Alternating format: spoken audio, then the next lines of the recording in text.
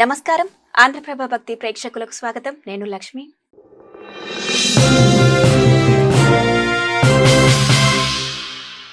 మనతో ఉన్నారు డాక్టర్ మొహమ్మద్ దావూద్ గారు. నమస్కారం అండి. నమస్తే అమ్మా. సిగ్నేచరు సంఖ్యాశాస్త్రం ప్రకారం ఏ విధంగా పెట్టాలంటారు? సంఖ్యాశాస్త్రము ప్రకారంగా నేము పెడతామమ్మా. గ్రాఫాలజీ అనేది మనం అక్షరాలు రాస్తాం. మనం చిన్నప్పటి నుంచి అబ్బా ఆ రైటింగ్ ముత్యాల్లాగా ఉందిరా అంటారు.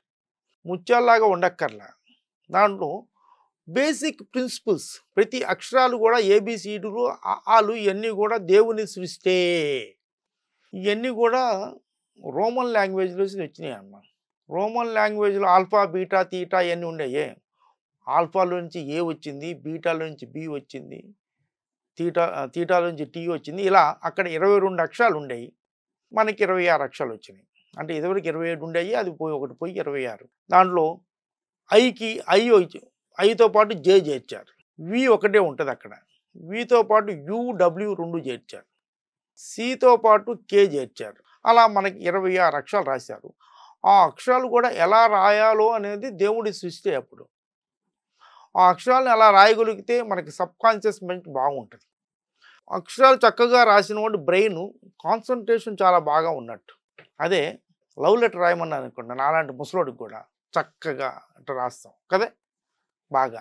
అదే కోపంగా ఉన్నాను అనుకోండి, నేను మా ఆవిడ తిట్టి చేసి ఏదో రాయాలనుకోండి, అప్పుడు తిట్టి రాయంటే కూరగాయల లిస్ట్ రాయమన్నా అనుకోండి, ఎట్లా రాస్తాం, బెరికి పారేస్తాం. అంటే రైటింగ్ మన సబ్కాన్షియస్ మైండ్, మన మైండ్ యొక్క స్థితిని బట్టి ఆధారపడి ఉంటుంది. అలా చక్కగా ఆ రైటింగ్ గ్రాఫాలజీ ఏ లెటర్ ఎలా రాయాలో ఇప్పుడంటే రాయట్లేదు కానమ్మా. మీరు అంత మోడర్న్ అయిపోయి బల్పం కూడా లేదు, ఎవరి దగ్గర బల్పం ఉండదు అనుకో, పెన్సిల్ కూడా ఉండలేదు, పెన్ను. మేము ఆ పలక బలపం తీసుకొని 5వ క్లాస్ వరకు దిద్దిచ్చేవాళ్ళు మా చేత. ఆ తర్వాత 6వ క్లాస్ నుంచి మేము కాపీ రైటింగ్ బుక్స్ అని ఉండేవి. తెలుసా మీకు? చూసారా? మొన్న నాకు భలే ఆశ్చర్యం వేసింది. Copy writing books book number 1, book number 2, book number 3 అంటే ఒక ప్రిన్సిపాల్ గారు అవి ఎలా ఉంటాయండి, అదేంటి అలా అంది. ప్రిన్సిపాల్ నా దగ్గర అది ఉంటాయి అన్నమాట. అవన్నీ కూడా చూపించి ఓహో ఇయ్యా అని ఇప్పుడు వాడలా. ఆ కాపీ రైటింగ్ బుక్స్ కనుక మీరు కాపీ బుక్ నెంబర్ ఎవరో ఏ వయసులో ఉన్నవాళ్ళైనా book number 3, book number 4, book number 5, book number 6 ఒక 10 బుక్కులు ఒక్కోటి రాస్తే ఎలాంటి మెంటల్లీ రిటార్డెడ్ కూడా సెట్ అయిపోతాడు.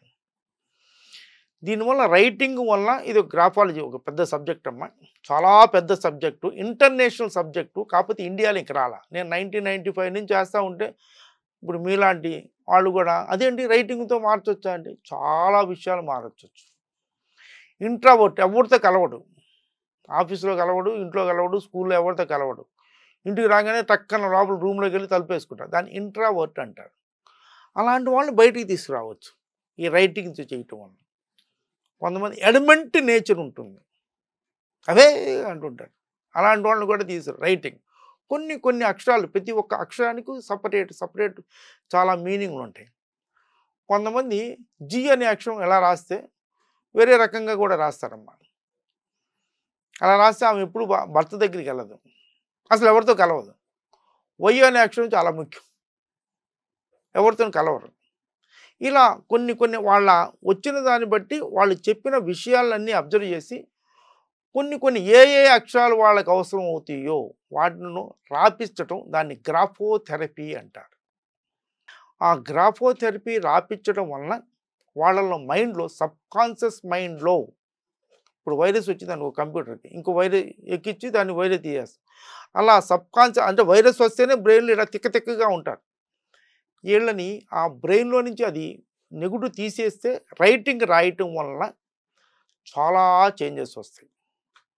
తర్వాత కొంతమంది నాకు 2 లక్షలు శాలరీ అంకుల్, ఒక పైసా మిగలటం లేదని కొన్ని అక్షరం ఒక అక్షరం చూసి ఆ అక్షరం ఎలా రాస్తున్నాడు ఆయన చేత రాపిస్తాం అనమాట. ఒక హాఫ్ పేజ్ ఆ అక్షరం ఎలా రాస్తాడో మాకు ముందే తెలిసింది.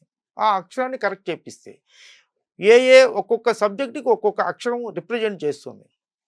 ఒక్కొక్కడు ఎంటెక్ చదువుతాడు, 15,000 శాలరీ అంటాడు, టీ అక్షరం సరిగ్గా రాయలేడు.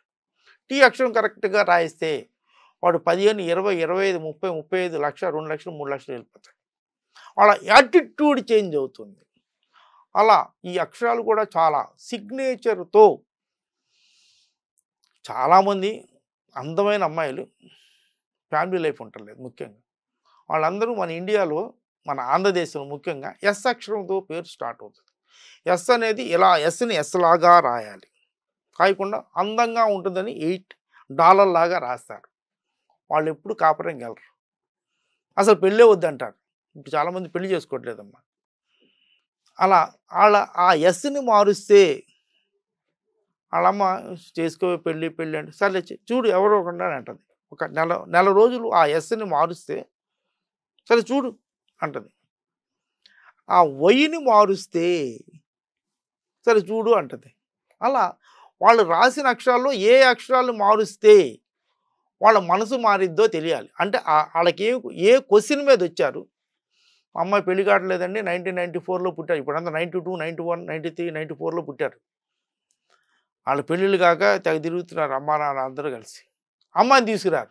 అదేమంటే మా అమ్మాయి రాదు. మీ అమ్మాయిని తీసుకొని వస్తేనమ్మా నేను చెప్తానంటాను. ఎందుకంటే ఏదో జ్యోతిష్యంలో అది చూసేసి చెప్పేయటం కాదు.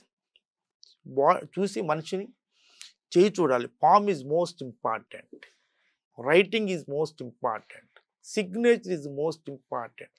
అక్షరాలు 1 నుంచి 9 వరకు ఎలా రాస్తున్నారు అనేది కావాలి. అసలు 0 ఎలా రాస్తున్నారు అనేది కావాలి. 0 ఎవరికి రాయటం రాదు. అలా అక్షరాలు మార్పించి అంటే అన్ని రకాలుగా గైడెన్స్ ఇవ్వగలిగితే ఒక సంపూర్ణమైన ఆహారం లాగా మనకి హోటల్లో పెడతారే పచ్చడి, పప్పు, కూర, వేపుడు అయ్యని, అలా అన్ని రకాలుగా చూసి చేయగలిగితే అది అప్పుడు సంపూర్ణం అవుతుంది.